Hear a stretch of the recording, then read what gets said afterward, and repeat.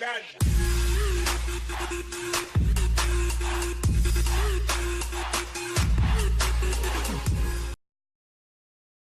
2016, Rex Ryan was the head coach of the Bills. The defense should have improved, but it never happened. The defense ended up being average, and the offense was actually pretty good.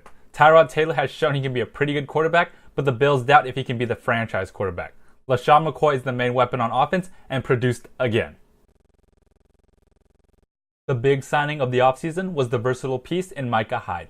The Bills needed to upgrade their pass defense, and Hyde does a lot of things well. Not much else noteworthy happened. A side note is Stephen Hauschka from Seattle was signed to be the kicker.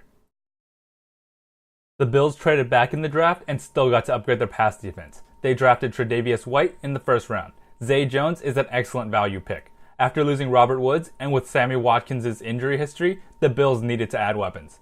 Jones provides excellent hands and should be the starter immediately.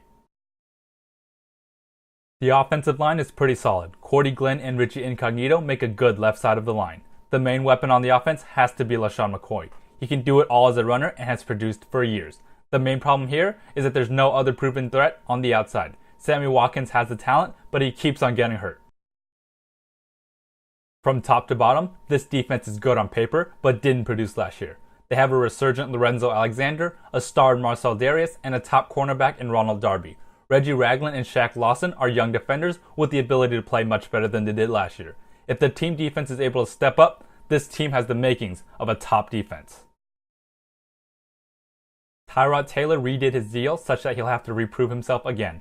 He isn't the worst quarterback you can have, but he isn't going to be a game-changing quarterback. He needs a bunch of weapons and everything else around him. The Bills are looking to upgrade at the most important position. Taylor isn't a bad quarterback, and the Bills can go to the playoffs with him, but he can't take the team much further. In the best case, the Bills make the playoffs at 10-6. The defense plays up to their potential like 2 years ago, and Shady carries the offensive load again. Tyrod Taylor's a playoff caliber quarterback, but this team won't go much further than the wildcard round. The talent has to show up.